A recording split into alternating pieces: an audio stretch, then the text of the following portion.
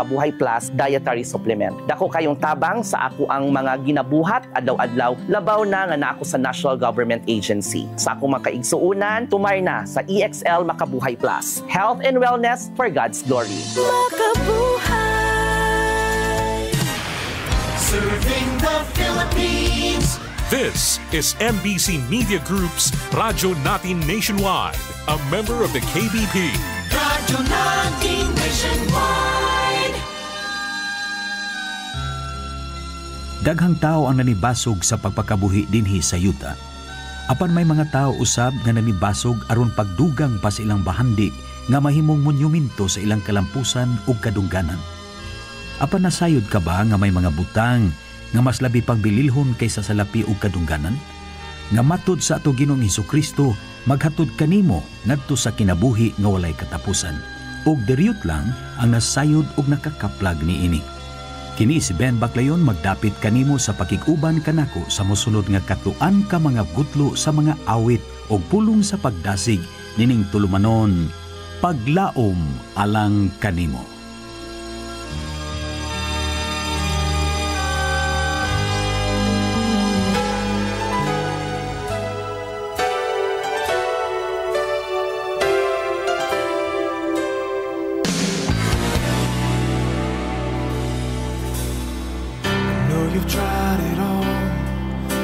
You search for the truth.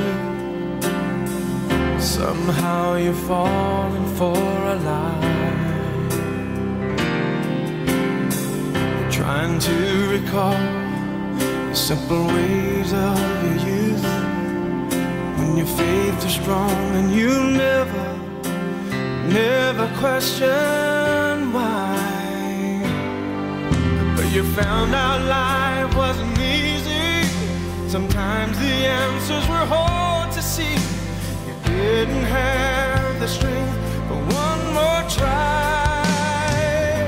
I'll be holding out hope to you, even when this world breaks your heart in two. When your life is consumed by your I'll be holding out to you.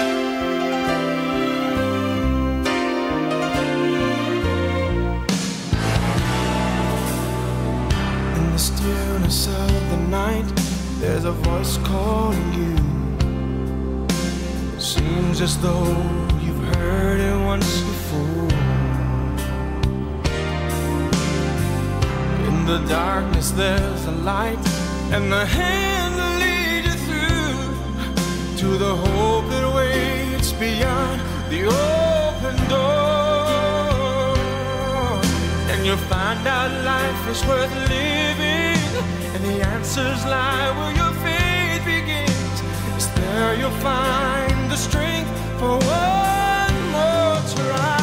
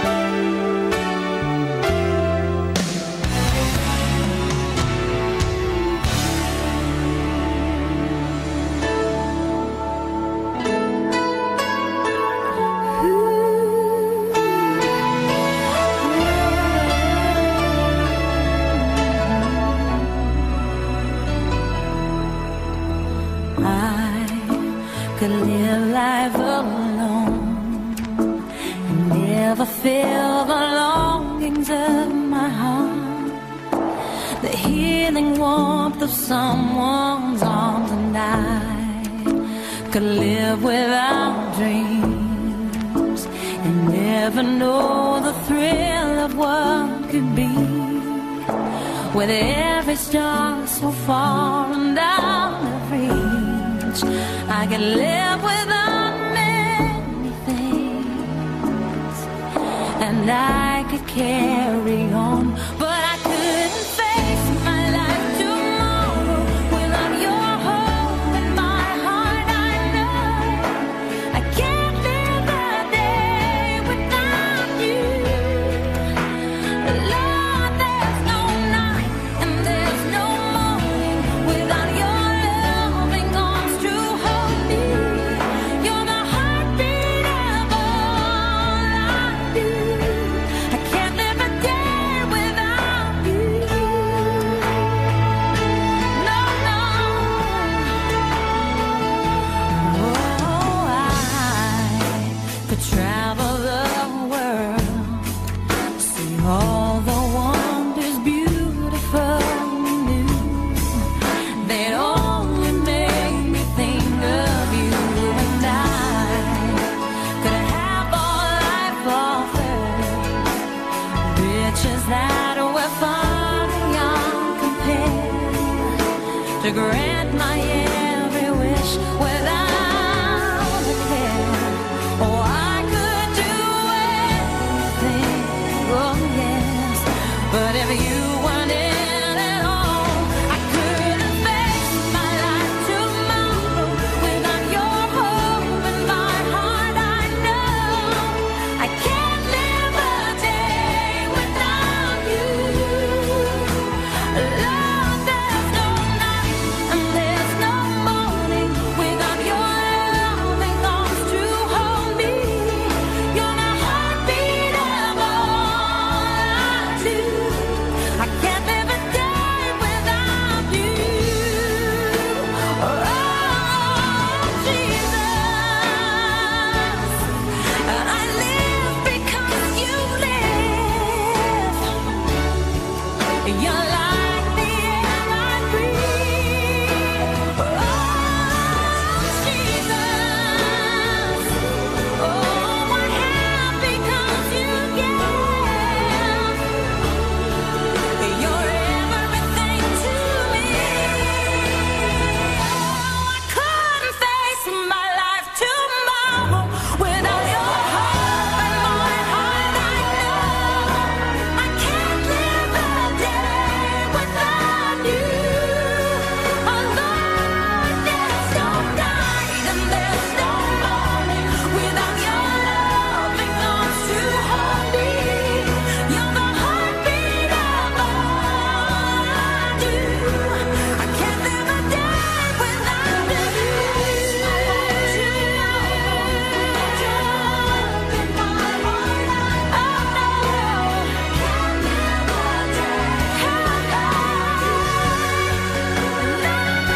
There's no night and there's no morning without your loving arms to hold me.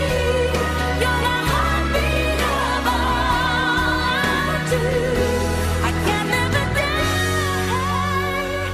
without you.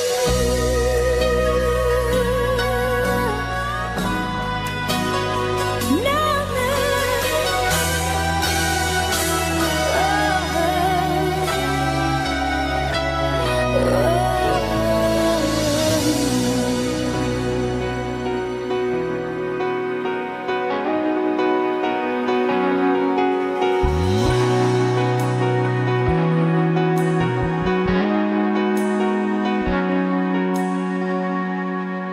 Who am I that the Lord of all the earth would care to know my name, would care to feel my hurt? Who am I that the bright and morning star would choose to light the way for my ever wandering heart? Not because of who I am, but because of what you've done. Not because of what I've done, but because of who you are. I am a flower quickly fading, here today and gone tomorrow. A wave tossed in the ocean, vapor in the wind. Still you hear me when I'm calling. Lord, you catch me when I'm falling, and you've told me who I am. I am yours. I am yours.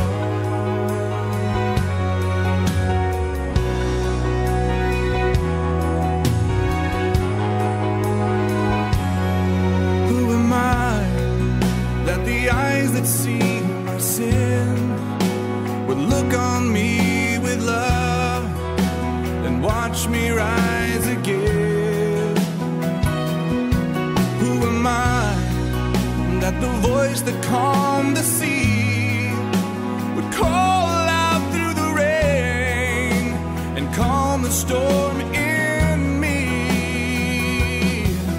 Not because of who I am, but because of what you've done. Not because of what I've done, but because of who you are.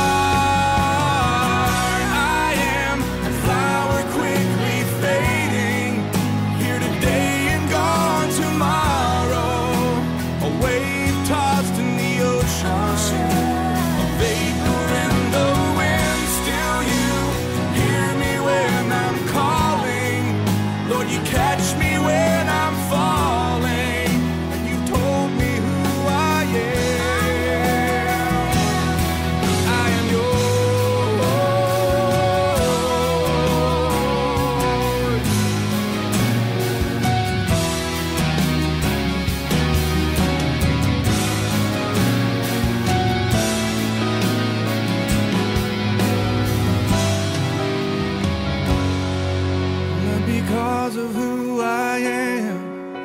But because of what you've done, not because of what I've done, but because of who you are. I am a flower quickly fading, here today and gone tomorrow. A wave tossed in the ocean, a vapor in the wind. Still you hear me when I'm calling. Lord, you catch me when I'm falling. You told me who I am. I am yours.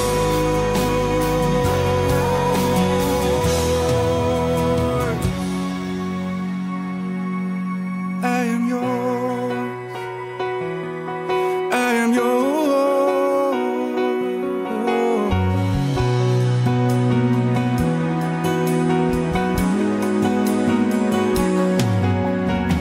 Whom shall I fear? Whom shall I fear? 'Cause I am yours. I am yours.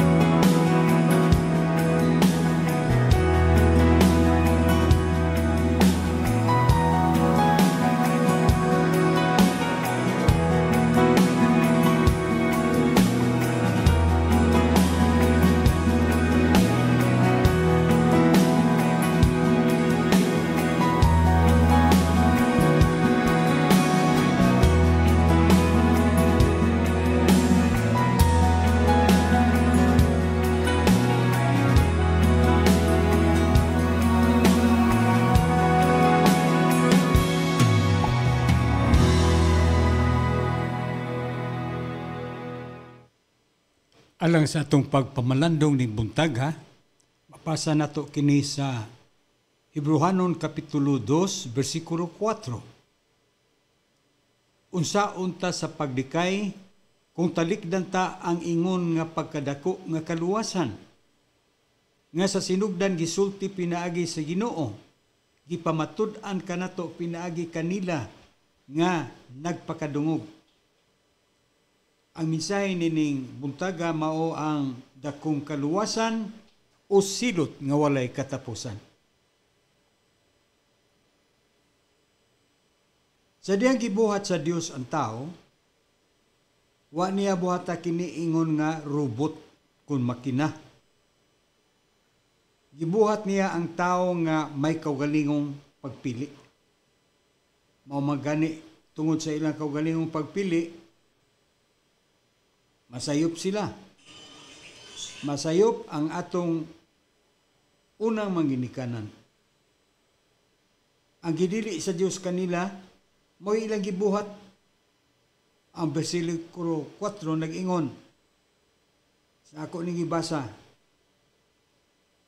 usa ka pangutana, unsaon ta sa pagdikay kung talikdan ta ang ingon nga pagkadako nga kaluwasan? Makalikay ka bas dakong kaluwasan nga gitanyag sa Dios sa tao? Ang tubag, dili gyud ka makalikay. Mao nga wa na gyoy kaiskapuhan pa. Ang mensahe sa kaluwasan hilabihan ka iyano kaayo nga di maglisod ang tao sa pagsabot. Ang magpugong kanila sa pagduol sa Dios mao ang ilang sala. Mao bitaw na hinungdan nganong mianhis Ginoong Hesukristo aron pagluwas sa mga makasasala. Ug may mga tao man lagi nga muangay sa kinabuhi sa pagpakasala. Maingon sa mga bisyo, mga pagpanlimbong sa pagnegosyo. Naisgutan naman ako nga may ipalitan ako kahoy. O ako nang gisgutan din Kung reklamo gani akong asawa kay sa kapila man ito mabalik-balik ko. Ang ilang pag-deliver sa kahoy nga akong gipalit gabi Unya, nakapangutan naman siguro ko ato nganong gabi ang ilang paghatod. Pero ningon sila nga white traffic kay gabi man. Kay mao pa sa to'y pagkasuway nako nga magpalitag kahoy i-deliver o gabi adlaw gyud na kasagaran. Kana bang mga kahoy nga gamito nato sa pagtukod og balay,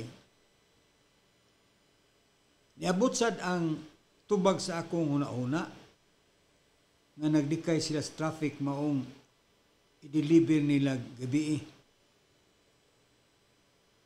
Pero ang rason gyud kay gabi man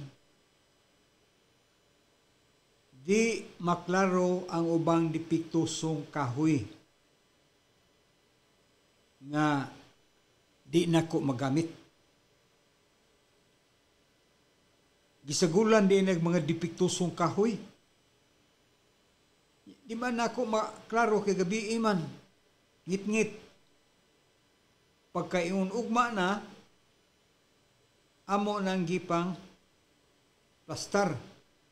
Ug dito nakita namo ang mga kahoy nga kanang dipiktuso. Di yun magamit.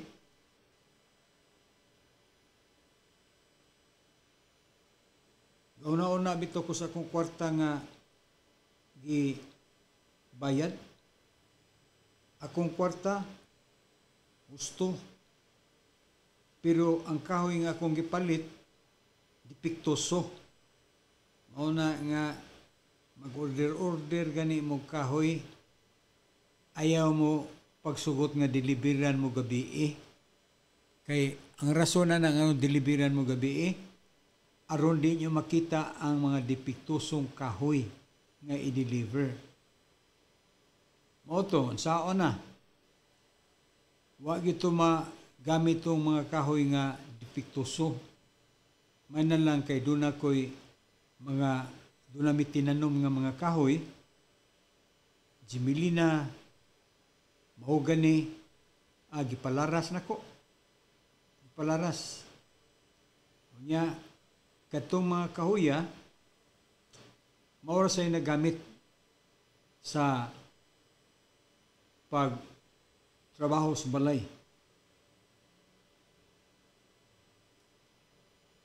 Kini kaluwasan nga gisgutan mao ang mensahe nga sa sinugdan gisulti sa Ginoo. Unya gawa sa Ginoo may mga tawo pagyud nga nagsangyaw sa maong mensahe. Nag-ingon ang Biblia nga gipamatud-an kanila nga nagpakadungog. Tanang paagi gibuhat sa Dios sa unsa nga katuyuan aron ang tanan masayod gyud sa mensahe kalabot sa iyang dakong kaluwasan. Kung padayon ka sa paglingog-lingog, moabot gyud ang higayon nga ang mensahe mawa ra gyud kanimo ug sa higayon nga mobiya ka na dining kalibutan na moatubang man ka sa dakong hukmanan sa Dios. Nag-ingon ang iyang pulong nga ini kamatay sa tao ang iyang kalag mubalik ngadto sa Dios nga mo'y nagbuhat kaniya. Sa diha nga atua ka na sa iyang atubangan o muatubang ka na, maghatag ka og husay kung giunsa nimo pagkinabuhi samtang dinhi ka pa sa kalibutan. Unsa kay imong ikatubag kaniya? Wa gyud kay mahimong ikapangumlipas tungod kay nasayod man siya sa tanan. Ang Dios walay kahimuot sa kamatayon sa usa ka makasasala tungod kay siya mahigugmaon sa tanang tao. Buot siya nga tanang tao mudangat sa kaibaw sa kamatuoran ug maluwas. Kay gigugma sa Dios ang kalibutan sa pagkaagi nga gihatag niya ang iyang bugtong anak aron sa bisan kinsa katong mutuo kaniya dili malaglag hinunoa may kinabuhi nga walay katapusan. Busa sa nabatayan sa apostol ang mensahe, kinahanglan yun nga hatagan ta sa labing mainit nga pagtagad ang mga butang nga atong hindunggan. Tingali unya matupas Biblia ipang-anod kita gikan kanila. Kay kung ang pulong nga gisultis manununda nagapaila nga malig-on ug ang tanan nga paglapas ug pagsuki nakadawat sa matarong bayad sa balos, unsaon ta sa paglikay kung talikidan ta ang ingon nga pagkadako nga kaluwasan nga sa sinugdan gisulti pinagi sa Ginoo, gipamatud-an kanato pinagi kanila o kanang kadasig sa magsusuwat nagpakita ug nagpatuman niini. Ang pagkabililhon sa kaluwasan nga naa ug pinagi kang Ginoong Hesukristo nga gihimo alang kanato kaalam ug pagkamatarong ug pagkabinalaan ug kaluwasan nga maayong balita sa kaluwasan dako nga katong mga nagsalikway sa kaluwasan sa tinuoray pagasilutan gayud. Isgotag silot murag katawan ra man na, pahiuman ra man na sa mga tao nga way pagtuo. Para nila ba murag binuang na. Pero mao nagisulti sa pulong sa Ginoo. Usa ka mayong butang sa dihang giluwas si Noe ug ang iyang tibok pamilya pinagi sa arka tungod kay ang Dios nagpadalag lunop. Sa bag-ong tugon si Noe gitawag o magsasangyaw sa pagkamatarong. Mao na gisulti sa bag-ong tugon. Magsusulti, magsasangyaw sa pagkamatarong. Sa daang tugon, wa na ihatag ang detalye nga samtang si Noe naghimo sa iyang arka, kauban sa iyang mga anak, walay paghisgot nga nagsangyaw siya sa mga tao mahitungod sa umaabot nga lunop nga mo'y silot sa Dios sa mga tao dili Dios nun. Ang kaluwasan sa atong mga kalag gikan sa lunop sa kapungot sa Dios. Ang pangkaluwas ni Lot gikan sa pagkasunog sa Sodoma ug Gomora, din si Lot ug ang iyang mga anak nga babae ang nangaluwas. Bisan pa man ang iyang asawa, wa ra gyud man luwas tungod kay nahimo siya nga haligi nga asin. Tungod kay nilingi pa man gyud siya sa Sodoma. Bisan pas pahimangno sa manulunda nga kung makagawas na sila sa maong dapit, dili gyud sila mulingi. Kay sa gayon nga sila mulingi, doon na gyud mahitabo nila. O ang hitabo, nilingi mga asawa ni Lot, nahimo siyang haligi sa asin. Mauna nga, nakagawas na unta siya, wa man siya mamati sa pahimangno. Sa diyang muhatag ang Dios sa pahimangno, ug ang mga tao dili magpakabana, muantos yun sila sa silot, kung unsa mang matang sa silot, nga ipadangat sa Dios ngadto sa taong makasasala. Sa kang Noe, nangamatay ang mga tao tungod sa tubig. Nangalumo sila. Sa kahimtang ni Lot,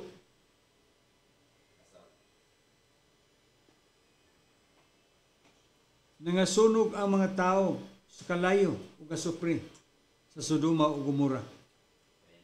Kung ang Ninibe wa pa maghinulsol sa mensahe ni Jonas, matubang usab unta silag paghukom sa Dios apan tungod kay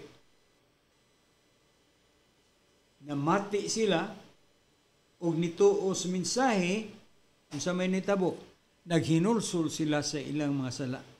Busa diha na gyud tatoy paghukom, pero napugngan ra tungod kay naghinulsol sila sa ilang mga kasalanan. Busa higala ang Dios na hibaw nimo ug ikaw nasayod sa imong kaugalingon. Kung unsay mga sala nga nahimo mos kinabuhi, salamat sa Ginoo, imo nang hinulsulan, mga ikagpasaylo sa Ginoo, muduol ka kaniya karon, ug siyang nasayod kanimo, magapasaylo kanimo, og magtabang kanimo nga makahimo ka sa pagkinabuhi nga Dios nun matarong o gikahimutan sa iyang atubangan. Busa ayaw paglangan, dawata ang Ginoo nga imong manluluwas sa kinabuhi. Kinis Ben Baclayon magapanamilit kaninyo sa pag-ingon. Ang Dios mas labi pang dako kaysa kinadak-an nimong problema, ug may pagtagad siya bisan sa kinagamyan nimong problema. Busa makasalig ka kaniya sang pita siya karon. Our town, our radio, Radio Natin. Sa Pilipinas,